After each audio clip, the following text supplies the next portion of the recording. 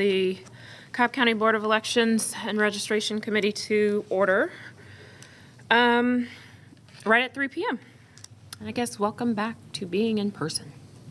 Good to see everybody. Indeed, Pat. Thank you.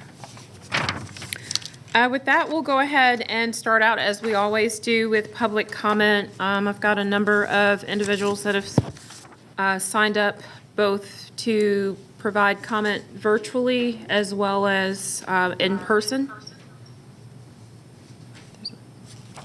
Got one more. Okay.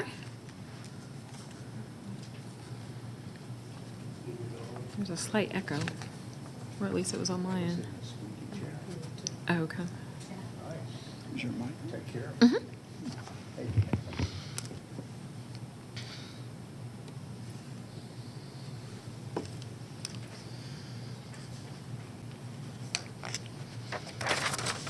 Well, waiting for the gentleman to finish signing up. Do we know who we have on the line? I know. I just want to know whether they're actually on or not. Some of them are and some of them are not. Okay. Of course. Thank you. Well, Mr. Park, since you're standing, you can come right on up. How about that? Thank you. You're welcome, sir. Standing is good.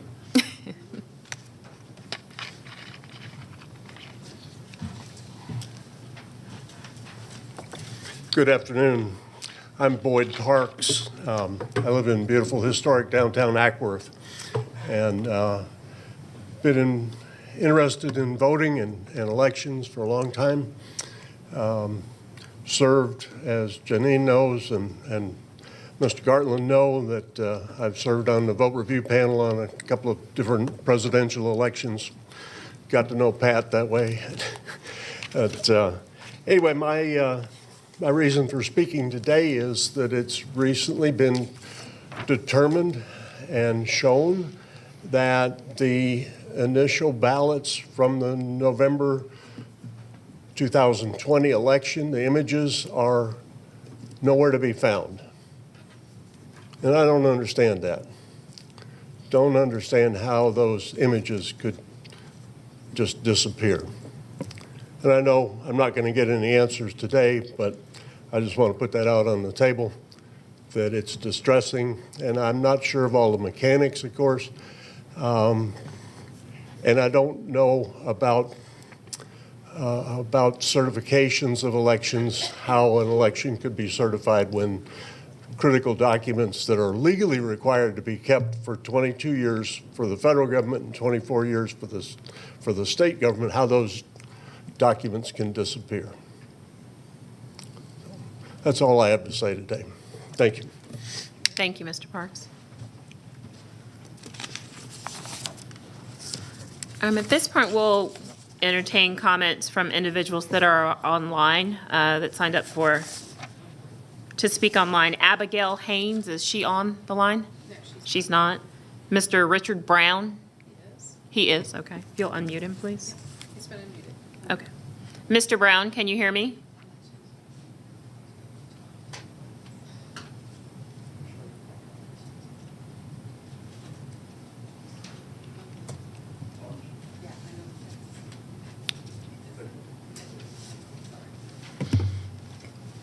Good afternoon, Mr. Richard Brown. Can you hear me?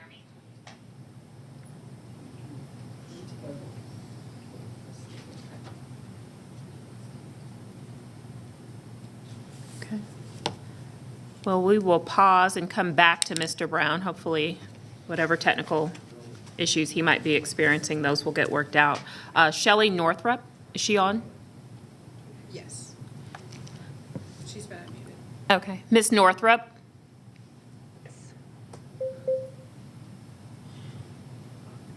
Can you hear me? Yes, we can. Go right ahead. Okay, thank you. I just want to say good afternoon to the board. My name is Shelley Northrup, and I live and work in Smyrna. I just have a few important points in regards to voting that I believe need to be considered, including Cobb County needs to continue to expand voter access. First is the Board of Elections must provide early voting on Sundays to ensure that all voters can cast their ballots, including those who have work schedules or other obligations, we really should be expanding voter access. Second, Cobb County should expand to 20 early voting locations that are open from 7 a.m. to 7 p.m. for the entire voting period. And just like other counties have been doing, the county should consider having large locations like the Truist Park or other places. Next, the board must address any factors that may make hiring an adequate number of poll workers difficult for the county, especially as they expand these early voting opportunities. And then also, finally, I want to emphasize that if poll workers are feeling overworked, the Cobb Board of Election could follow the Gwinnett model and have poll workers work every other day to ensure voters have the access they deserve. And by creating shifts, the elections office should be able to recruit more poll workers, provide better working conditions, and expand access to voting. Thank you all, and thank you for your time. Thank you, Ms. Northrup. Lindsay Favero. Is she on? Yes. She's been unmuted. Okay. And apologies in Lindsay advance, Ms. Favero, if I've mispronounced your name. Go right ahead, please. Oh, you did. You pronounced it right, Great. which is very rare. Nice to meet you all. I'm Lindsay. I'm based in Kennesaw. I wanted to emphasize the importance on increasing voter accessibility. Many people have competing priorities with work and family, so I think the more opportunities that there are for voters to vote at a location close to them, the more accessible voting will be. So specifically to do this would be to expand early voting locations to at least 20 more locations, increase hours, so 7 a.m. to 7 p.m., 7 days a week, including Sundays, and then leverage large locations like Cobb Galleria or the Roxy Coca-Cola Center over in Smyrna. And then another thing I wanted to point out was find ways to streamline hiring practices to make poll worker volunteers a little bit more streamlined so that they can get hired quickly. I volunteered last fall as a poll worker, and I felt that it was a little inconvenient to have to drive all the way to Marietta to provide my passport copy and to fill out documents. And I know a lot of companies today are able to do these kind of things online. So finding ways to kind of streamline that might help make it a little easier to find more poll workers. And then also, like I think someone mentioned earlier, maybe shifting to a shift-based system like Gwinnett County does, to where somebody works one day and then maybe they don't work the next day and then they work the day after that. That might help mitigate burnout for voter participation. I think that covers it for me, though. Thank you all for your time. Thank you, Ms. Favero. Can we circle back to Mr. Brown? Mr. Brown, yes. Mr. Brown, you've been unmuted. Good afternoon, Mr. Brown. Can you hear me?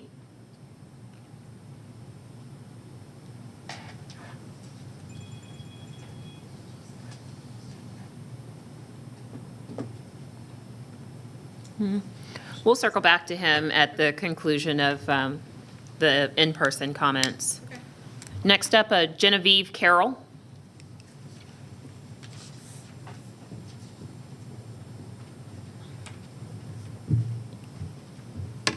Good afternoon. My name is Genevieve Carroll, and I'm a concerned citizen of Cobb County who's been attending Board of Election meetings for several months now. Before the February meeting, I emailed Ms. Silas some questions regarding my concern about the drop boxes and the alleged ballot harvesting. I wanted to understand what elections personnel are doing to ensure integrity and chain of custody as it relates to the drop boxes. Unfortunately, the last meeting was spent largely debating polling locations and a special election. And Ms. Ebler, I understand you were going to do a report on the ballot drop boxes, and that was delayed until today. Unfortunately, when I scanned the agenda for today, I saw that Ms. Ebler's report was once again buried behind some more debates about polling locations. And I've done canvassing door to door for other issues. And many people, both Republicans and Democrats, are very concerned about the use of drop boxes, mail-in ballots, and the Dominion machines. In addition, I learned at a recent Voter GA press conference that all the ballot images from the November 2020 general election were destroyed in Cobb County. Mr. Parks alluded to this as well. As a concerned citizen, I would like to know why this was done when the federal law requires all election materials to be saved for 22 months. I would also like to know why there are no authentication files, also known as signature files, for the recount ballot images. Not a single vote can be authenticated without these files. These are the issues that the people are concerned about, not mundane topics like changing your polling locations. Nationwide, 60% of voters, and this includes both Republicans and Democrats, believe that there was fraud in the 2020 election. I believe that number is a lot higher here in Georgia and in Cobb County. I believe the voters here feel very disenfranchised, and many are reluctant to vote in future elections, including these upcoming elections. Ms. Silas, I will be emailing you these concerns once again so that the board can address them promptly and proactively. Whatever actions you take today as a board can help ensure and restore voter confidence going forward. Thank you guys for your time. Thank you, Ms. Carroll.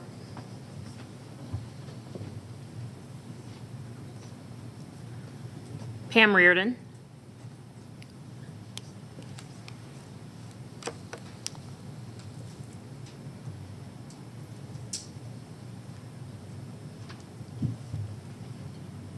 Back from Cancun. So my name is Pam Reardon, and I actually am managing the voter election integrity process for the Cobb County GOP. I just spent all morning over at the East Cobb Government Center. We had 26 people vote. So the first person other than me who voted at 10 o'clock. I know that we're not going to have people voting early in the morning. People do not need to get there at 7 o'clock and vote. So I think we're wasting resources having our early voting locations open from 7 to 7. And I just heard two people, I think, say that we should have them open. They are open from 7 to 7. And it's a huge waste of resources. The poll workers don't want to work the long hours. I don't know if any of you have ever stayed in a polling station for 7 till 7. It's not fun. So I just think, especially with a special election, it is needless to have this for 17 days. I also want to bring to attention to everyone that businesses allow you to take the time off to vote. So all this stuff about you have to have it open longer because you can't get there and all that it just doesn't fly, people.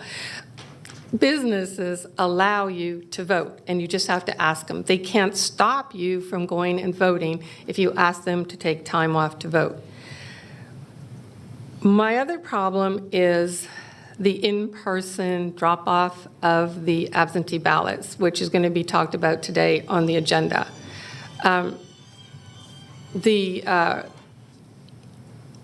It's going to cost over $650 just to add on 2 days of dropping off their in-person ballots. One person dropped off a ballot today in the Dropbox. It was fine. There was no problems. They just walked in, put it in, looked around, dropped out, walked out.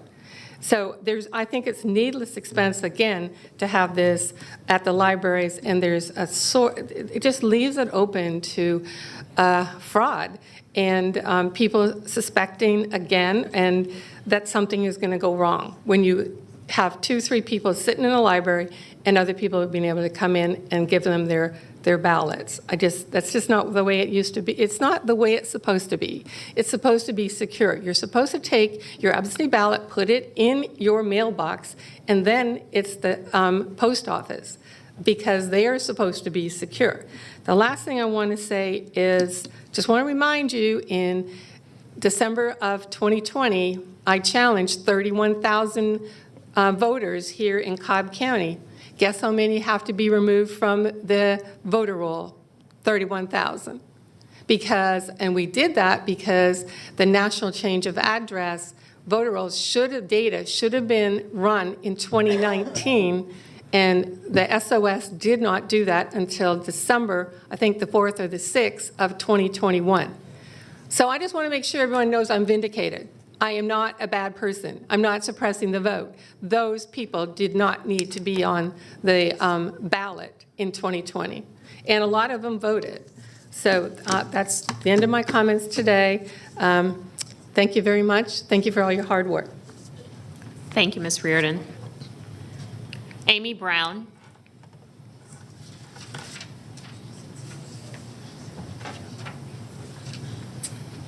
Hey there, thanks for the opportunity to give comment. I'm Amy Benson Brown, and I live in Smyrna. And I understand the concerns about poll workers being overtaxed that were just referenced. But the idea that we can all get off work to vote is only true for people who have middle-class jobs or better. I know landscapers, people doing childcare in other people's homes, maids. In other words, the very poorest people in our society don't have a job that actually allows them to get off work. And I have a lot of neighbors in Smyrna who do work full-time, take care of children, or they have older kids and are also taking care of their parents. And we've heard about all the people that have to have several jobs to make ends meet. So I would urge you to keep these early and later voting 7 to 7 hours.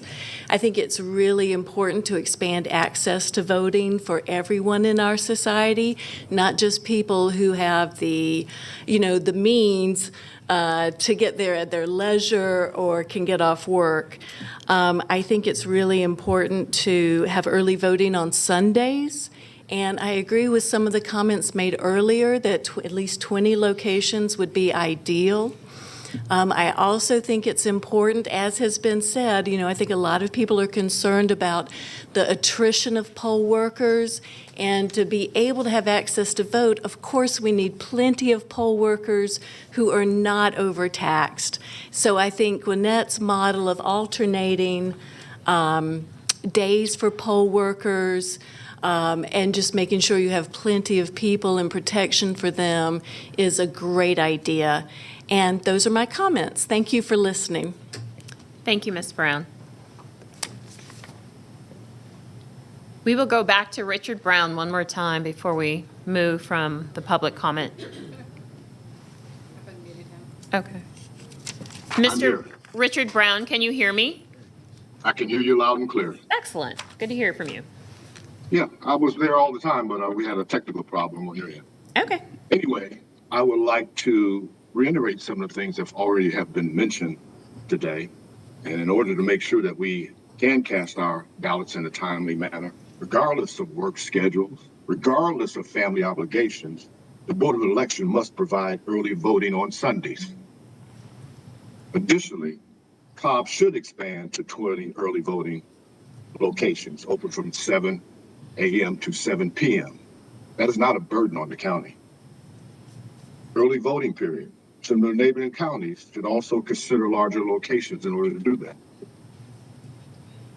In addition to hiring adequate poll workers, difficult for the county, especially as they expand early voting opportunities. That must be addressed. A general election in Cobb County should be innovative and expand voters' access. It should not be reduced. There has not been proven of any fraud, as was mentioned earlier, in the state of Georgia. We had ballot recounts times. Certifying a Ratburger. In addition, as we mentioned before, we also should consider following Gwinnett County's model. Different shifts of election officers should be able to recruit more poll workers and provide better working conditions to expand access to voting. No need to reduce the voters' access here in Cobb County for voting. I thank you for for your time. Thank you, Mr. Brown.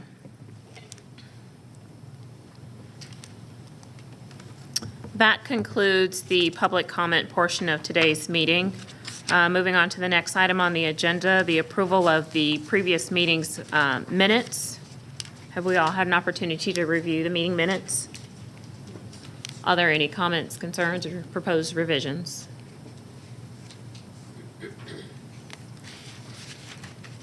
Hearing none, I'll entertain a motion to approve the minutes. So moved. Thank you, Mr. Bruning. Is there a second? Thank you, Ms. Mosbacher. It's been moved and properly seconded to approve the meeting minutes of our February 14th meeting. All those in favor, feel to note so, please.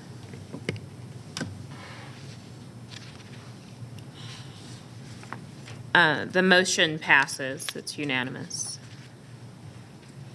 Moving on to the next item on the agenda, the public hearing portion. There are 3 items on the agenda today. Ms. Eveler, you will be. Good afternoon. Good afternoon. How are Board you? members, good. How are you? Good. Thank you. Okay, so this afternoon, I come before you from the election and registration staff to request approval to change the polling place location for Precincts Bells Ferry 03 from Noonday Baptist Church at 4121 Canton Road in Marietta, Georgia, 30066 to Catholic Church of Transfiguration at 1815 Blackwell Road, Marietta, Georgia, 30066, beginning March the 14th, 2022. And just to give you a little bit of background, Noonday Baptist Church has notified the Cobb County Board of Elections and Registration that the facility is selling the West Campus property and will no longer be available to serve as a polling location. The Catholic Church Transfiguration is 2.5 miles from the existing polling place, which will serve 2,313 active registered voters. This change will be effective again March the 14th, 2022.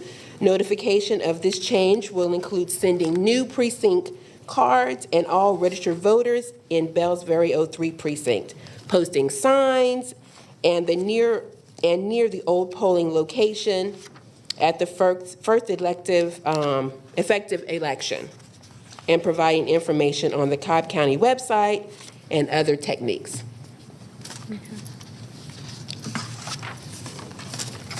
Are there any comments or questions with respect to this proposed? I think we should take them one by one, and then we'll vote on them. And, well, prior to voting on them, obviously, we'll have public comment, and then we'll vote on them individually. Okay. Okay. You can proceed to the next one. Yes, ma'am. Okay, so our next polling location is Dobbins 02.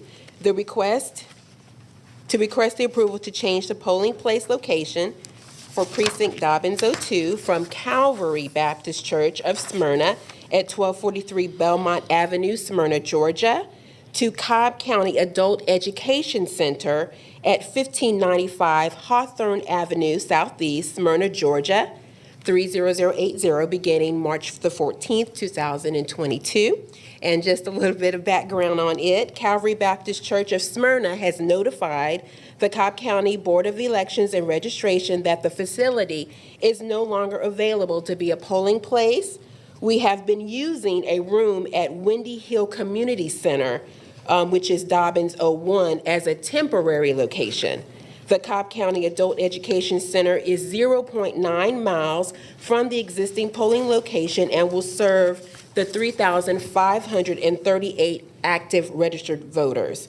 This change will be effective March the 14th of 2022. We will be sending out precinct cards to notify the voters at Dobbins 02 and putting out signs and everything else that we need to do to notify the voters. Yes, go ahead, Pat. Is this facility that we're moving to, can it sustain the amount of people? Yes, sir. Yes, sir, it can. Okay. Any additional questions? No? Okay. Go to the last one, please. Yes. The last one is Fair Oaks 02. We're requesting the approval to change the polling location for Precincts Fair Oaks 02 from Milford Baptist Church at 1030 Milford Church Road, Southwest, Merida, Georgia, 30060, to Christ Aljican Church, 844 Smyrna Road, Merida, Georgia, 30060, beginning March the 14th, 2022. And just a little bit of background, Milford Baptist Church has notified the Cobb County Board of Elections that the facility is no longer available to serve at a polling location. The new polling location is 0.4 miles from the existing polling location and will serve adequately 5,536 registered voters. This change will be effective March the 14th, 2022. Notifications of this change will include sending new precinct cards to all of the registered voters at Fair Oaks 02, posting signs near and to the old location at the first effective election, and providing information on our Cobb County website, along with other techniques as the other polling locations. Okay, thank you. Any questions?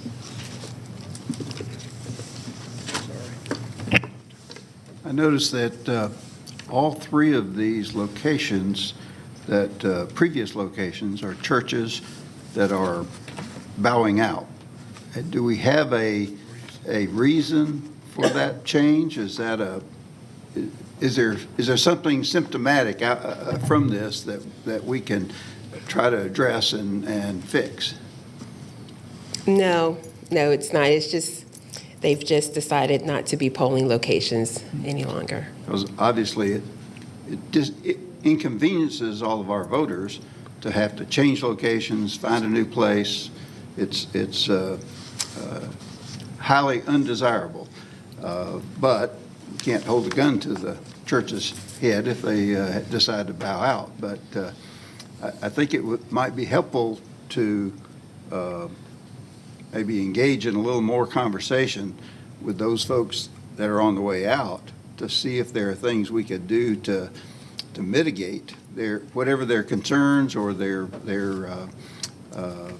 reason for bowing out. And because actually we have a relatively small number if we're only got 3 out of 150 something, but it's still inconvenient for the voters every time that we have to go through this process. So yes, sir. Just a suggestion. We'd never have to worry about the police academy or someplace like that. That's true. You know, that'd be good. That's true. Any further comments or questions?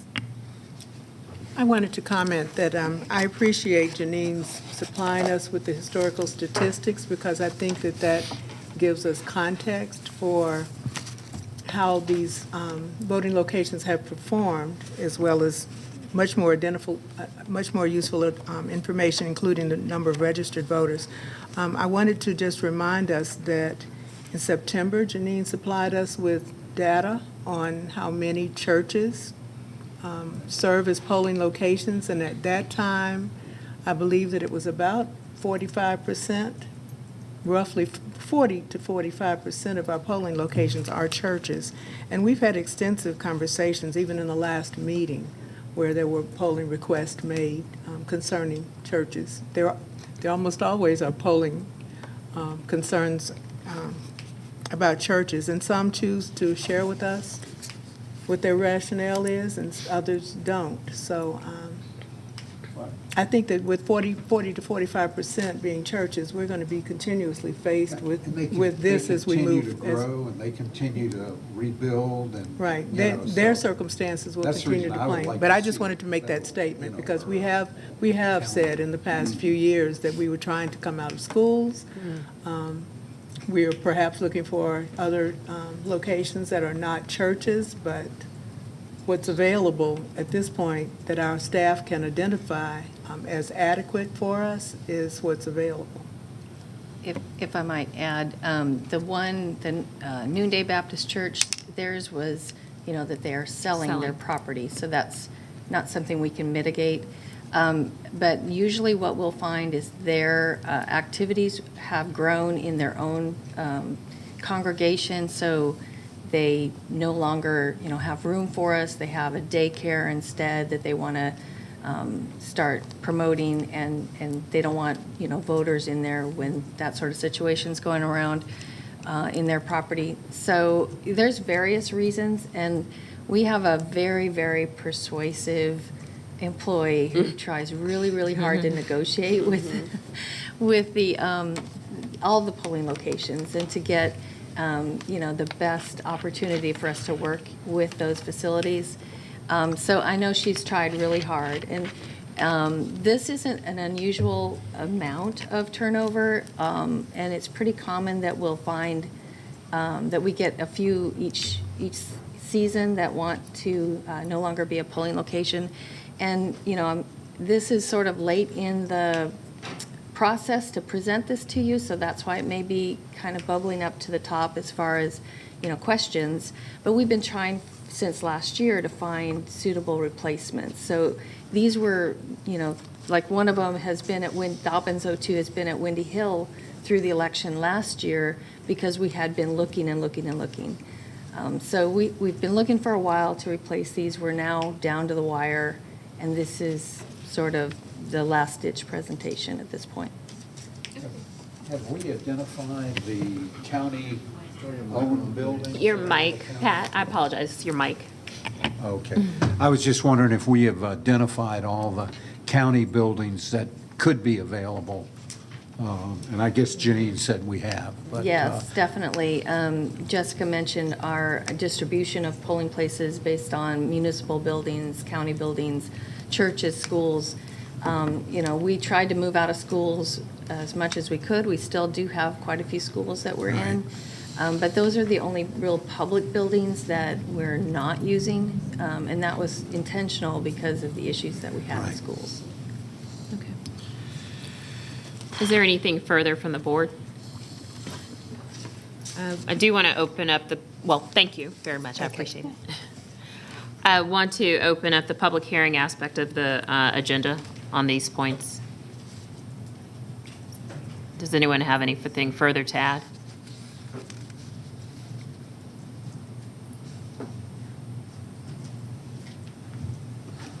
I apologize. I assume it's just, I can just walk up and That's make fine. comment. Yes, absolutely. Okay. I'm Jackie Bettidapour, the chair of the Cobb County Democratic Committee. And I just wanted to point out, I understand the complexity of precinct operations and that these things happen with contracts, et cetera. But I also wanted to make everyone aware that Fair Oaks 02 and Dobbins 02 and Bells Ferry 03 have undergone many changes since 2016, I think, when I started following all of this. And I tend to classify Dobbins 02 and Fair Oaks 02 as sort of in this group of what I call the poor stepchildren in Cobb County, because they seem to constantly be undergoing this churn of voting location changes. The most significant of which I saw in February 2018, where we took 5 precincts in the general area and basically broke them apart, some into 2 and 3 parts, and reassembled them. It was a jigsaw puzzle. It caused me a headache just trying to figure out, okay, these people are voting here and part of this precinct, and these people are now moving to this location. It was significant. That was Fair Oaks 02 and Dobbins 01 at the time. So that happened, and then we split Dobbins 01. After that big change, we took Dobbins 01 and split it into Dobbins 02 and Dobbins 01. Again, voting location changes for those folks. And I believe, and if memory serves, we've also had 1 or 2 voting location changes for Dobbins 02, this likely being the second. I vote out in East Cobb and Mount Bethel 01. I've lived here for 12 years. My voting location hasn't changed once. And I think you'll find a lot of precincts are fairly stable, but these precincts in particular are not stable at all. And these tend to be voting populations that are, working jobs. They can't get time off to go vote. They're probably stretched pretty thin in terms of time and resources, and we keep changing their voting locations. So I understand the reason behind it. I just ask that We look at long-term solutions for precincts such as this.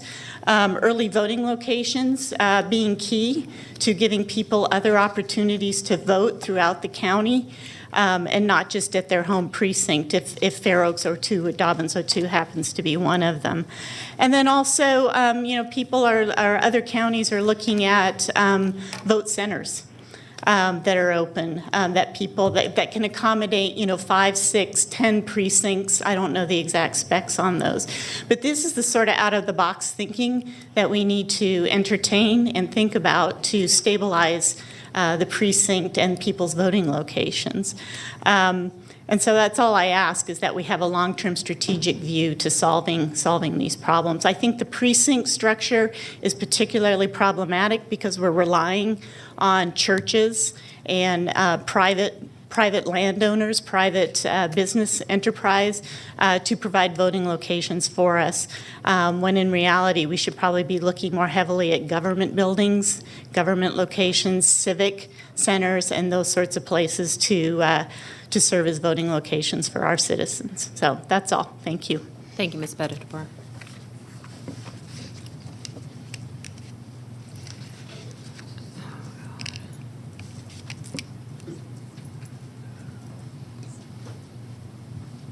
Hey, good afternoon again. Pamela Reardon. I just want to say one thing quickly, which was just brought up. The super centers. So earlier, I heard people saying they want to be close to their voting place. So if you start opening up super centers, you're going to have to combine 5 or 6 different precincts. So then they're going to have to travel further. And with day and age now, with gas prices of $4.50 and up, people aren't going to be able to go and travel long distances to vote. So big centers do not work. Thank you.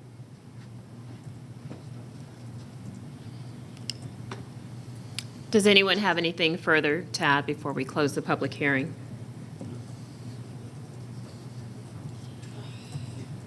Okay. Hearing nothing, we'll go ahead and move forward with the votes on the proposed polling location changes. All of those in favor of the proposed polling location at 3A, moving Bell's Ferry 03 from Noonday Baptist Church to the Catholic Church of the Transfiguration, if you're in support of it. So moved. Thank you. I appreciate that. Second. Keeping and seconded. Perfect. Now we can vote.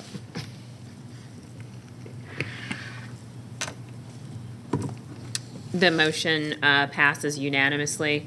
Is there a motion with regard to item 3B on our agenda requesting to move the polling location Dobbins O2 from Calvary Baptist Church to Cobb County Adult Education Center? I'll make that motion. Thank you, Pat. Is there a second? Second. Thank you. It's been moved and properly seconded. All those in favor? The vote is unanimous. And then finally, is there a motion to approve the change Fair Oaks 02 from Milford Baptist Church to Christ Anglican Church?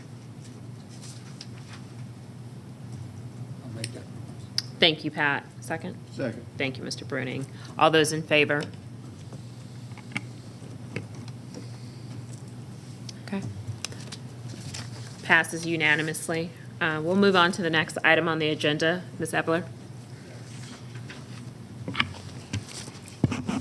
Okay, the next item on the agenda is the draft advanced voting schedule and Dropbox distribution plan for the May 24th primary.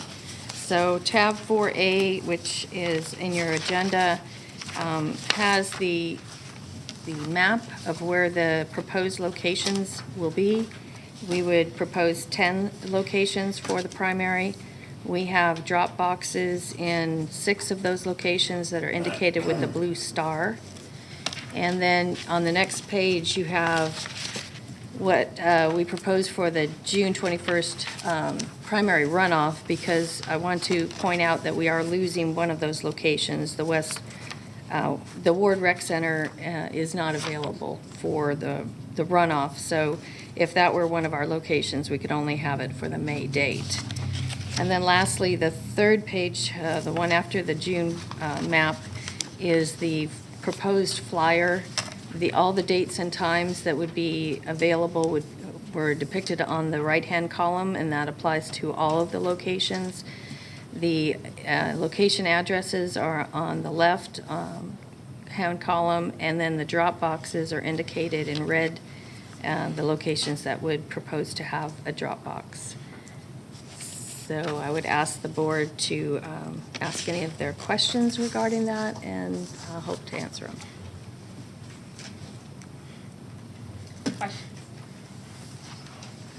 I don't know if this is appropriate at this time, but, you know, in the situations we're in right now with the gas prices, I think we need to be pushing the mail-in ballots.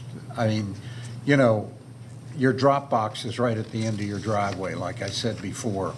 And I don't think people have a problem with mailing it in. I heard that putting the stamp was too costly, but I think the gas bill is even more costly. And we need to make this more not available, because it is available, but more, let people be aware of the mail-in ballot. I mean, the drop boxes, you can gripe and groan, we could have 40. They're not going to, let me tell you, I've had people call me and say, hey, I don't want to spend money. And I understand that, but I said, you can still mail it in. And so I think there's somehow, maybe I'm wrong, but I think we need to make it more available, not available, but let the voters be more aware that you can just send it in. Are you suggesting more marketing campaigns around that particular aspect? I would say that. Okay. And less drop boxes, because I don't know what the drop boxes, I mean, this is a bad time right now for the special election, but I don't think we're going to have as many as we've had before. Right. Well, I mean, it doesn't appear as though the drop boxes are requiring any incremental expense. The drop boxes are only there as provided under the law. They're there. But we have to have someone watching them too. Do and we not? as I was yes, just. They're in, I'm sorry. No, go right ahead.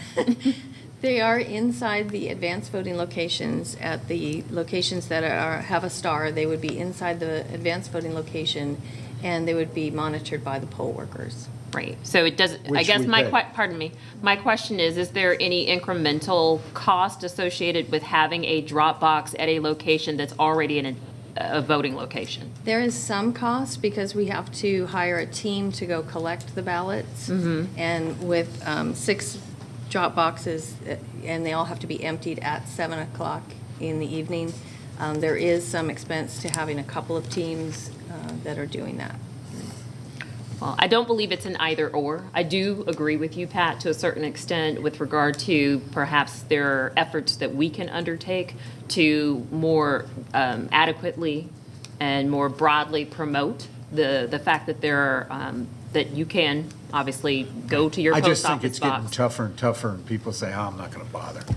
They're not going to bother what? I To apologize. go to the drop box. Right. You know, because some of them are starting to, they're focusing on that instead of, they're forgetting that they can just mail it in. And I believe that I mean, I may be I believe wrong, what I'm can just be saying. addressed, and I think we make that request of Ms. Evelyn and her team, perhaps what additional marketing we can undertake to support the effort. But I don't know that it's an either or. Does anyone else have comment? I would like to say that I am not particularly in favor of focusing on voting by mail. I think that our voters need to clearly understand their options, and that there are 3 ways to actually vote, and that we try to promote developing a voting plan as opposed to focusing on one particular technique for voting. Because I spent 30 minutes this morning on the phone with Northside Hospital. I had sent a check, of all things, in the mail on the 28th, and they had not received that check. So I understand that people can have concerns. I get neighbors, and this is not to cast aspersions on our meal service, but I get mail occasionally from my neighbors, and I'm sure that they get mail occasionally that's meant for me. So I would prefer that our focus be on a marketing plan that emphasizes very simply that there are 3 ways to vote. And the details and the emphasis on developing a marketing plan, developing a voting plan. Anything further? I'm sorry, wrong one. Gene, I don't see that we have no Sunday voting on the calendar. Am I reading that Yes, correct? that is true. We did not propose Sunday voting. I know we were not going to do that for the special election, but I thought that we had said we wanted to do that for the primary and the general election. At least, that's what I thought. That is up to the board. Thought wrong. No. I don't believe that we discussed that I think we delayed it, but I don't believe that we approved the Sunday voting. I don't know that we approved any of this, to be quite honest. Right. This is a Right. proposal This at is this a- point, that's so let's talk proposal. Is there a proposal that you have, Steve? I would recommend that we have the 2 Sundays open. I don't remember what the hours are that are available for Sundays, but, these are going to be big elections. Very, very busy elections, and the more opportunity we give for folks to vote absentee, not absentee, but in-person advance, will relieve the crowds on Election Day. So personally, I would advocate adding Sunday voting to the schedule for the primary. Just tell them mail it out. No, just And so those Sundays that would be available, I believe, are either the 8th or the 15th.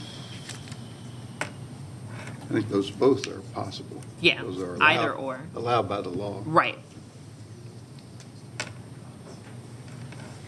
I just think there's going to be even as we heard today in some of the public comments, there is going to be a demand for access, particularly from people who have restrictions on their voting opportunities, and Sunday voting is another quiver in the arrow. Just as was said earlier, we have 3 different ways for people to vote, and having Sunday voting included is another feature, another aspect that I think will be helpful for people. So I would propose, I believe it's May the 8th and May the 15th as Sunday voting. To clarify, Janine, must this be approved today to meet the requisite lead times? Let's see, the next meeting is in April. Yes, I It would must. say. you Okay, have to. I just want to level set for everyone Yes. that's here that we must approve this today. So. Mr. Bruning, what hours on Sunday are you proposing? What hours does the law allow? I don't have my code book with me, but I believe it is 9 to 4. I know that's what the Saturday hours are. I'm sorry, you said 9 to I believe it's 9 to 4, but I have my attorney right here who's going to check. Yeah, that's it. Here we're showing Saturdays at 9 to 5. Yes, because we extended the hours by an hour beyond what is the minimum. That's your fault. I see, okay. Did you say May 8th and what? May The 8th 15th. and May 15th.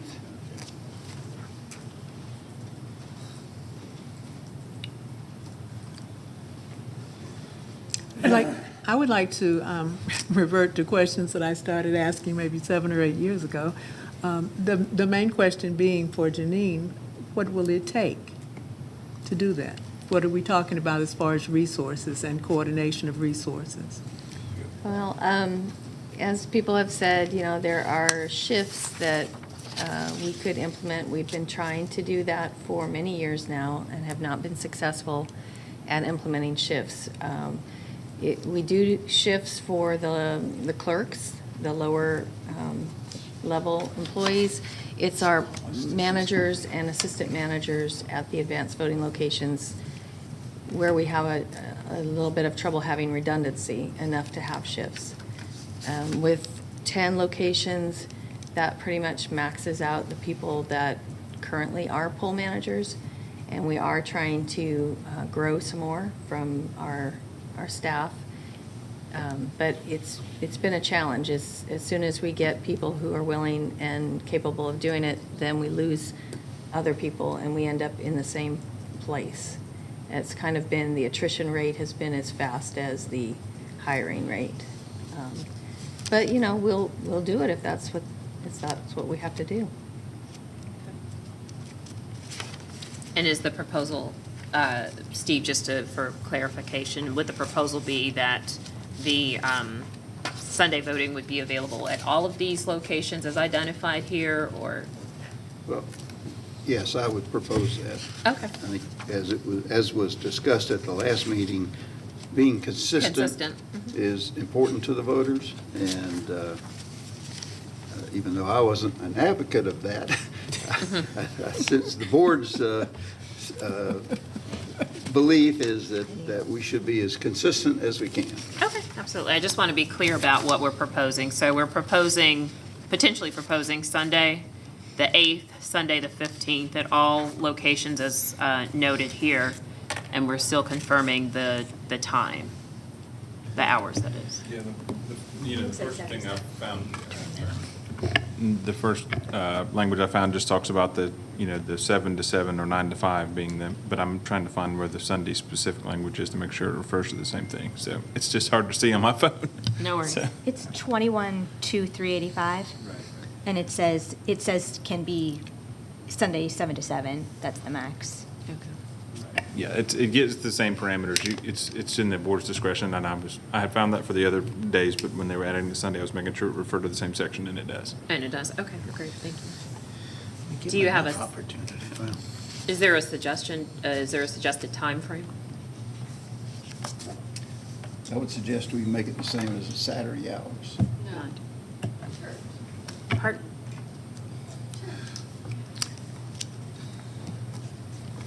Can I comment for a second? Please do. Okay, thanks. There's a process I just want to here. say, I am definitely in favor of voter expansion. I think accessibility. I like that we have 7 to 7, 3 weeks consistency, 9 to 5 on Saturdays.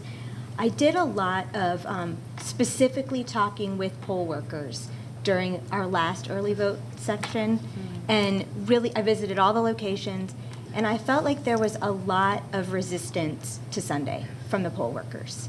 I just want to be honest. I myself have been a poll worker, and I just, as much as I do support Sunday, I feel like the schedule that Janine has brought us with 10 locations, 7 to 7, and I hear lots of, as we all do, we get feedback from lots of parties, right? Of course we do.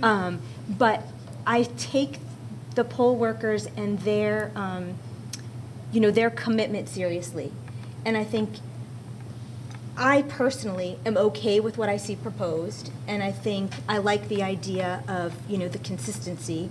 We haven't offered Sunday voting, to my knowledge, in Cobb County before.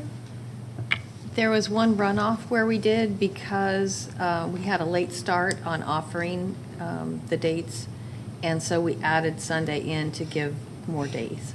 But it was because the voting period was shortened due to holidays. I'm just particularly cognizant of our poll workers and sort of and the voter. I mean, both parties. It's like it's a balancing act that we all have to do up here.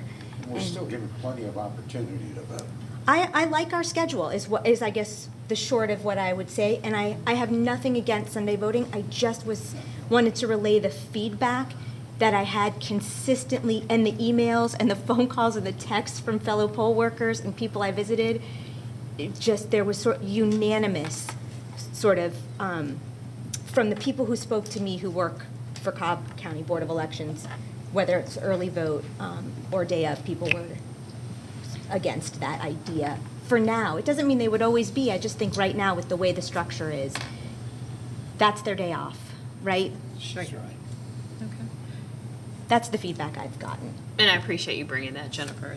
It's a relevant opinion that needs to be shared in this forum. Any other comments, questions, concerns from the board members? I'm considering the fact that we all are aware of the turnover rate that we currently have, and I'm just wondering what impact Sunday voting, offering Sunday voting will have on our poll workers when we know, in fact, that there will be far more voters in November than we even have in the primary, and that if we're talking about serving voters and the considerations that we're making and the comments that we've had about Sunday voting, whether we need to implement this right now. I'm torn right now. And I don't know about what I don't know about is even the availability of the locations on Sunday. And they're mostly. Yeah, that's what my thought was, the churches too. That was one of the reasons. And when I think churches, I'm thinking about any religious affiliation. I'm not talking about Christians. But we're talking about advanced. Okay, But we're talking about Advanced locations. Yeah, okay. I think we should Talking about limit our advanced conversation to locations. these 10. Yes. Okay. Yeah, so I don't know what the availability is even at those locations on Sunday, if we have not addressed that in our Well, they're all agreements. county locations, I believe. Yeah. Yes, they're all county locations. Yes, So they are. Have we inquired, I know obviously not in preparation for this because it wasn't proposed, but do we know what the availability would even be for these locations on a Sunday? Well, we do already have the Sundays booked because the equipment is set up, so we don't take it down and let somebody else have the facility. Okay. It's ours through that time period.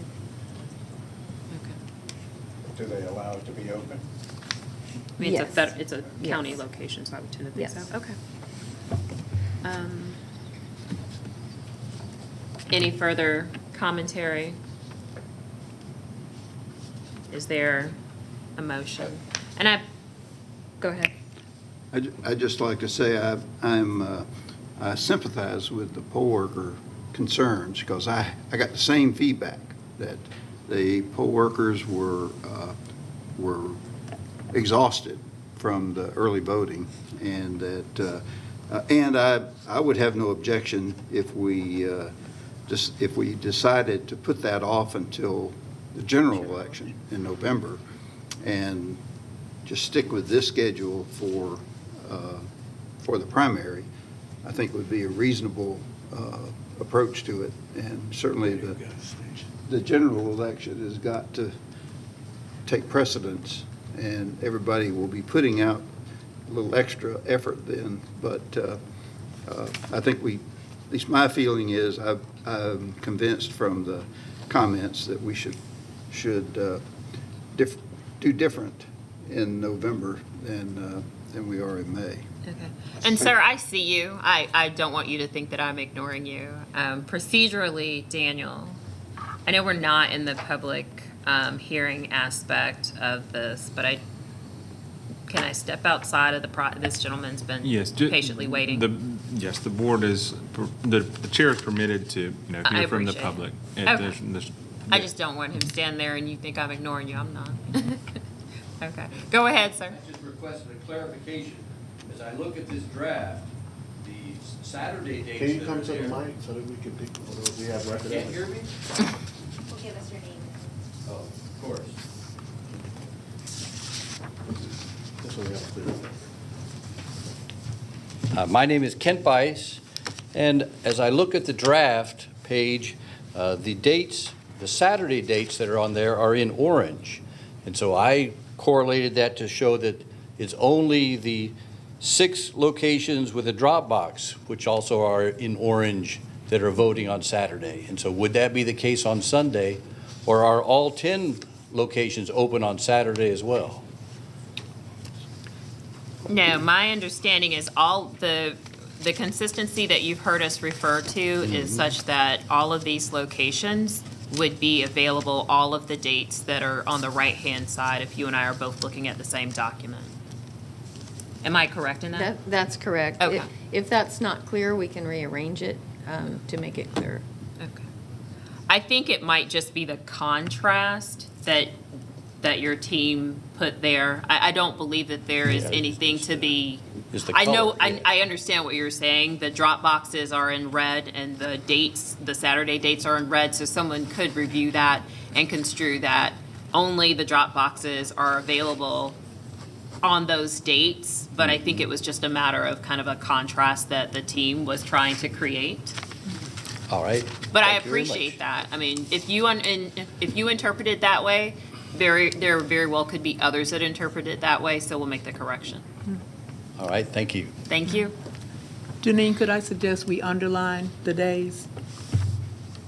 Yes? If that makes it simpler, because many people will not be printing this out and using it for voter education purposes with colored ink anyway. Yes. That's a very good point. Yeah. I will, however, note that because it is visible online, that the red notations of Dropbox correlate with the note on the bottom of the right-hand side. Yes, we'll make the Saturday dates and times in black. Okay, perfect. So it doesn't look as though there's any further conversation around Sunday voting, at least for the primary. Okay, excellent. We'll move on to the next item. I'm sorry, Ginny, did you have anything further? So at is this point? plan approved then? Yeah, that's I was going to move on. Oh, Did sorry. you have anything further? Not on this item, no. Okay. Is there a motion to approve the proposed in-person advance options as presented, annexed to the agenda? I'll make that motion. Thank you, Pat. Second. Thank you, Steve. It's been moved and properly seconded. All those in favor of approving the advance polling options? Unanimously passes. Now we can move on to the next item on the agenda. Yes. So on 4B, we're reviewing the in-person absentee drop-off locations, which we formerly called our library pilot. We were trying to get away from the name libraries because we think at some point we might want to use other buildings besides libraries. So we're testing out absentee drop-off or in-person absentee drop-off. If you'll look at the page in your packet that's at the top right says tab 4B, this is what our team has proposed. When we did our pilot, we did a full week as Monday through Saturday and Monday right before the election. We found that was perhaps too much, the problem that we were trying to solve was after advance voting closes and after the drop boxes that are required to be closed on that Friday, that what we really needed was the Saturday and the Monday prior to the election when it's too late to mail that ballot. Right. And the only option available is to drop it at our main office. So given that strategy, we've got the hours and days being Saturday, the 21st of May, 10 to 5, which are the hours the library is open. And then the 23rd, which is the Monday prior to the election, 10 a.m. to 7 p.m. I believe the library stays open until 8, but we were trying to get the ballots into the office at a reasonable time. So we proposed 7 o'clock. And then these happen to be mostly libraries, but we do have Windy Hill Community Center in there. So these are the locations that the team is proposing. I did include, as with the other item, the historical statistics, which we only have the one trial to go by, the pilot, and we did have 225 ballots that were dropped off during that time. Of course, we expect it to be quite a bit higher for the primary. But we do also have a map on the following page that kind of gives you the geographical distribution that we're looking at. We attempted to find something in the South Cobb area, but we weren't able to get anything at those locations. So we end up having a little bit of a hole there. And just to be clear, the October election, those were the municipal elections where you traditionally would have a smaller turnout than the primary election that upcoming in May, and for that matter, the general election later this year. That's correct. And I wanted to add too that I was I was very much encouraged as far as voter access was concerned with our pilot. I do feel that going back to a marketing plan, that we still would have had greater response had we had more opportunity to explore a deeper plan. So I'm very happy that there's been consideration of the length of time that we had during our pilot, that we have taken a look at reducing the days, but also trying to fill in the gap that was left between the end of advanced voting and election day. So I appreciate that effort on our staff's part. One question, Janine, is the main office also one of these locations? I mean, can people drop off? The main office is always a location, yeah. Right. Anybody can hand deliver their ballot to our office at any time. Okay, so even, Up until 7 PM on Election Day. Right. Right up. Each one of these, we have one of our paid employees picking it up. We are going to have a team of 3 at each of these libraries, so that we always have 2 people that are with the ballots. And then that allows for people to go on breaks and lunch and go to the restroom.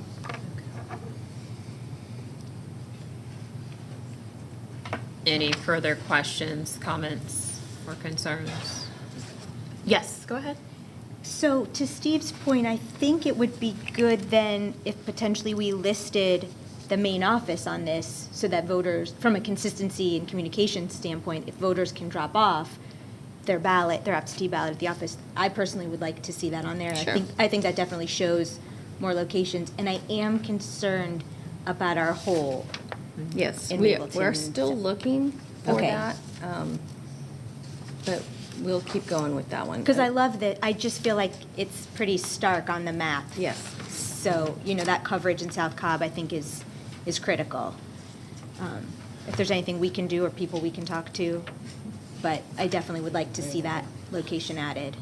Yes. My question for you with regard to adding the main office, that's only available on Monday, the 23rd, correct, though? Or, Well, That the main office, people drop off their ballots all the time. but because- I'm speaking on a Saturday, May the 21st. If we're to add the main location to this list, would people be available for drop-off in person inside on Saturday, May 21st from 10 a.m. to 5 p.m.? Not normally. Okay. That's a valid answer. Okay. Thank you. So I just think, and I'm not opposed to adding it here, but I just think that if we do add the main location such that people are aware, notwithstanding the fact that you made it clear that they are always available, or it's always available to drop off. If we're going to add it, I think there needs to be some clarification. So when someone sees this, they don't take the time to drive to the That's a main good point. location on Saturday. That's a good point. Okay. But effectively, they could drop off at the main location anytime, so it might be confusing. We should think about how that's Yeah. worded in general. Well, and our hours may not be the same as well, so. Right. I don't know that we should add it. All right, we just need to think about it from a communication I think so, perspective. because I don't, Okay, yeah. well, obviously, we want to promote and make it known that this is available, but we also don't want to, in my opinion, do not want to confuse people. Right, if it's not open. If it's not open, and so I just don't think we want to add it to this list. No more cost. Yeah. Right. So, yeah, there was never going to be any more cost. They definitely weren't going to open it on May 21st, right, which is but the point. Okay. Alrighty. Questions, anything further on the absentee in-person drop-off program? No? If there are no further comments or questions, I'll entertain a motion. Well, I would move to approve it, but with the contingency. I don't know how you would do this, but I feel like we have to have a location. I can't approve it without knowing that we have that added piece. How do we do, can we do that? Or do we just? I guess my question, I think we implore your staff to continue to do what they have been doing, to continue to. We should be able to find something. To find something, but I don't know, I don't want to say that we're not going to approve this because there is no location here, because that's what I'm hearing. Right, I don't know the best way. I guess I just want to implore that we have that. I would move Like, I to wouldn't. Make that motion. Yeah, I wouldn't approve it subject to finding a location, because if it's approved subject to finding a Okay. location and we don't, then that means the 7 whole that have thing's been out. found the whole thing is out. Okay, I'm confused. Are we Mhm. talking about finding another location in South Cobb, or are we talking about adding the main office to the list? I think we clarified that we would not add the main office to the list. Right. And so I think we've got a proposal here before us that Janine needs us to vote on, but I also think that we provide guidance and a specific request with regard to filling this hole that's down here. Great. Okay. Motion? To do that. Okay, so it's been moved and properly it's been moved. Is there a second? Second. Okay. Moved and properly seconded to approve the absentee in-person drop-off plan as listed on 4B. All those in favor? Okay. And we've one opposition for minutes purposes. Oh, you've got it there. Great. And then, moving on, so the motion carries. So then with regard to your question and concern, and I believe it to be a legitimate one, Janine, if your staff will continue to try to identify a location in the most southern portion of Cobb. Yes, we will. Okay. At this point, we'll move on to the next item, board comments. Generally, specifically.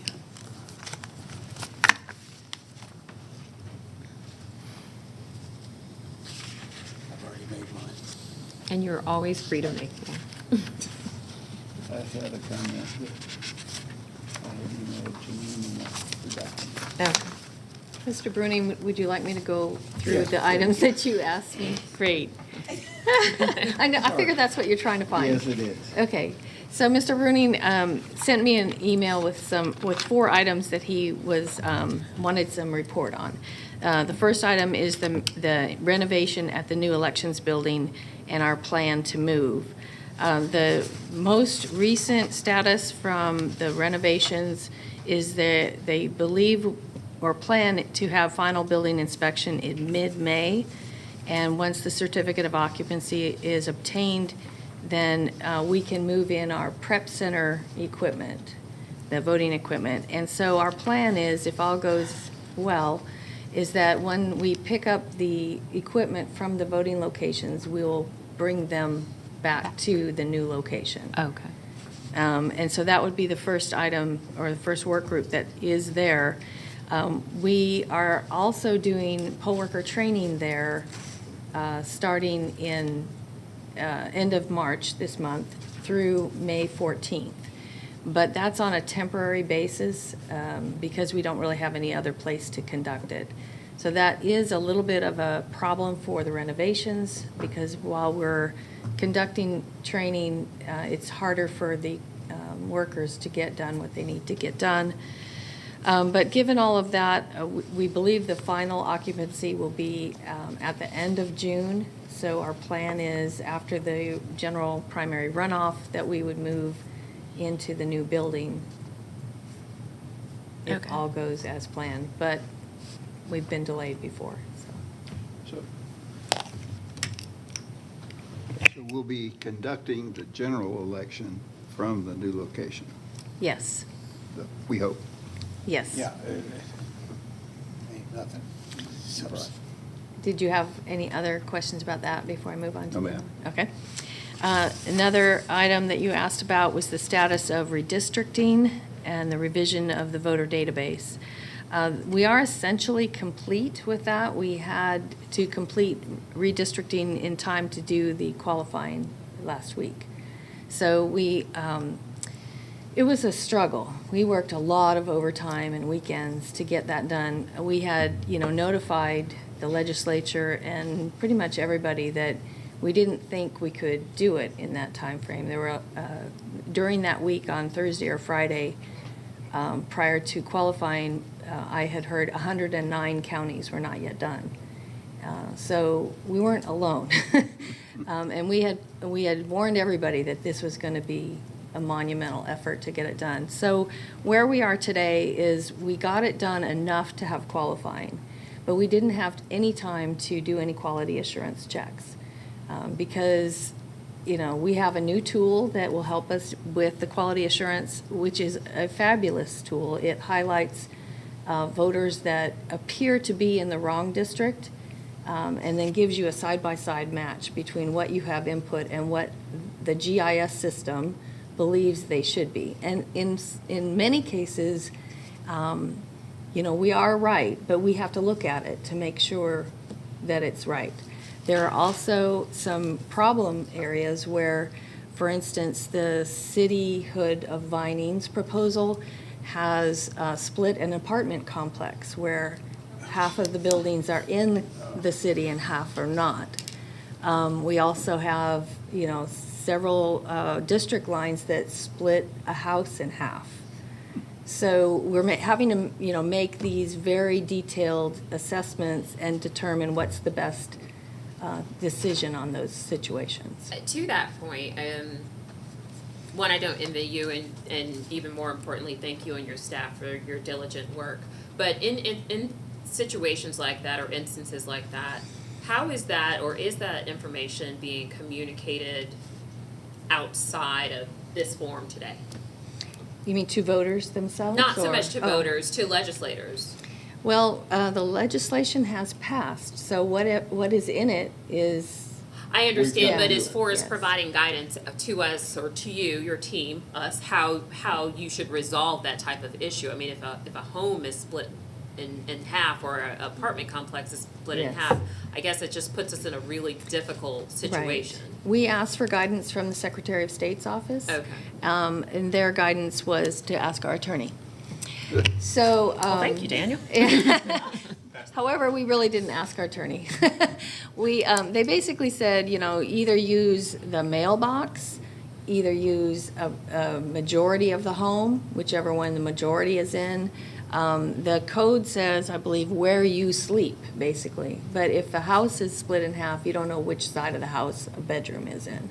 That's not something we can do. You have to just make judgments. Like this morning, we looked at one where the district line split a street with a bunch of houses, the parcels in half. All of the homes that were set to the front of the driveway, had a short driveway, and were the front of the lot, were in one district, and one house was set back in the lot, and it was given the other district. So it made sense to put that house in the district with their neighbors, because they're all going to vote at the same place. They're going to wonder why this one house has different representatives than the rest of the street. So it is somewhat a judgment call on our part that we're trying to make the best decision for that voter group. And so we're looking at it in that way, but it's a one-on-one decision. Right. I wouldn't want to create more administrative task for you and your team, but what I would encourage is, to the extent that those situations arise, I would ask and encourage that you document how sure. you resolve it, Yes. just so that we have that in our records as to the discretion that you and your team are required in the absence of guidance from the Secretary of State. Yes, absolutely. You know, there are some decisions that I'm sure will come back up because we have, for instance, a cul-de-sac that is split, and so some houses on the cul-de-sac are going to be in one district and some will be in the other. Okay. And, you know, that's not really, I don't know why the lines were drawn where they were. Obviously, that's beyond my pay grade. Sure. But we're trying to make the best of it for the voters. Okay. So we're in the process of doing that, very detailed, one-on-one kind of looking at decisions. There are a few that were just missed in the redistricting effort, but the tool is really helping us to identify those that are quick changes that don't require all of that decision-making. So we're going through that process. Hopefully, you know, we'll be finished with that. In the majority, we'll be finished with that in a week or so. Mm-hmm. So we're targeting the end of this month to order the precinct cards. because we believe we'll have mostly all of that resolved.